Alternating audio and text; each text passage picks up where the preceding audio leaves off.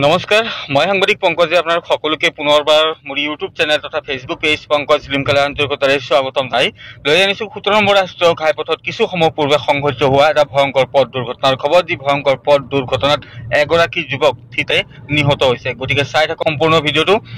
সবিশেষ তথ্য দিয়াৰ পূৰ্বে কৈ ল'ব বিচাৰিছোঁ, যদিহে আপোনালোকে অনাগত সময়ত মোৰ ইউটিউব চেনেল তথা ফেচবুক পেজ পংকজ লিমকাৰ জৰিয়তে বিভিন্ন দিশৰ খা খবৰসমূহ জানিব বিচাৰে বা চাব বিচাৰে, তেন্তে ছাবস্ক্ৰাইব কৰি থৈ দিব পাৰে মোৰ YouTube channel Pankaj Limca, follow' কৰি থৈ দিব পাৰে মোৰ ফেচবুক পেজ পংকজ লিমকা। তো দৃশ্যাংশ আপোনালোকে দেখি আছে, বাইকখনৰ দৃশ্যটো চাই লওক, কিদৰে বিধ্বস্ত হৈ পৰিছে এইখন KTM বাইক। তো 1 লক্ষাধিক টকাৰ মূল্যৰ এই যিখন KTM বাইক কেনেদৰে বিধ্বস্ত হৈ পৰা পৰিলক্ষিত হৈছে, চূৰ্ণ বিচূৰ্ণ হৈ পৰিছে বাইকখন। এই যি ভয়ংকৰ পথ দুৰ্ঘটনা, এই দুৰ্ঘটনা সংঘটিত হৈছে গোৱালপাৰা জিলাৰ ৰংজুলি আৰক্ষী থানাৰ অন্তৰ্গত কাছাদলত।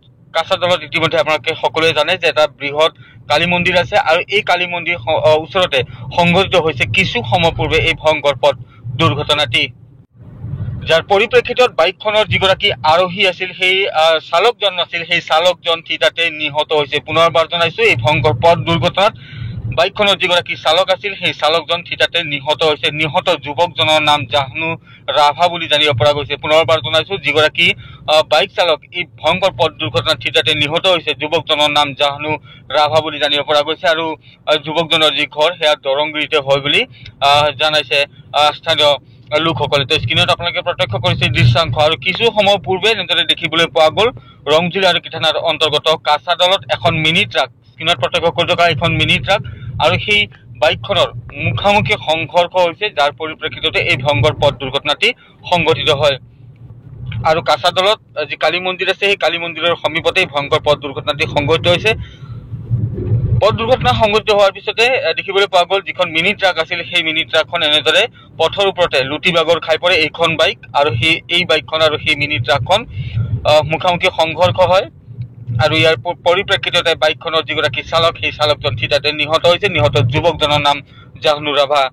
আৰু জানিব পৰা মতে কিছু সময় পূৰ্বে দুধনৈ দিশৰ পৰা দৰংগিৰি অভিমুখে আহি থকা AS19 P5013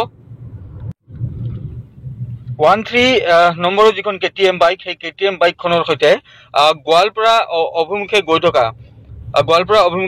থকা AS17C512 নম্বৰৰ যিখন মিনি ট্ৰাক শুকান মাছ ভৰ্তি আছিলে, সেই শুকান মাছ ভৰ্তি ট্ৰাকখনৰ সৈতে এই যিখন KTM বাইক দেখি আছে, এই KTM বাইকখনৰ মুখামুখি সংঘৰ্ষ হয়।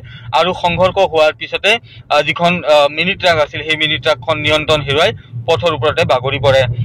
ঘটনাৰ খবৰ পোৱাৰ পিছতে ৰংজুলি আৰক্ষী ঘটনাস্থলীত উপস্থিত হৈ ইতিমধ্যে মৃতদেহটো তেওঁলোকে উদ্ধাৰ কৰি থানালৈ লৈ আনিছে। প্ৰথম অৱস্থাত মৃত হোৱা বুলি তেওঁলোকে অনুমান কৰিব পৰা নাছিল, সেয়েহে ৰংজুলিস্থিত যি প্ৰাথমিক চিকিৎসালয় আছে, সেই চিকিৎসালয়ত প্ৰেৰণ কৰিছিল। কিন্তু প্ৰাথমিক চিকিৎসালয়খনত চিকিৎসকে যুৱকজনৰ ইতিমধ্যে মৃত্যু হোৱা বুলি ঘোষণা কৰে। তাৰপিছতে যুৱকজনৰ মৃতদেহ ইতিমধ্যে থানালৈ লৈ যোৱা হয়।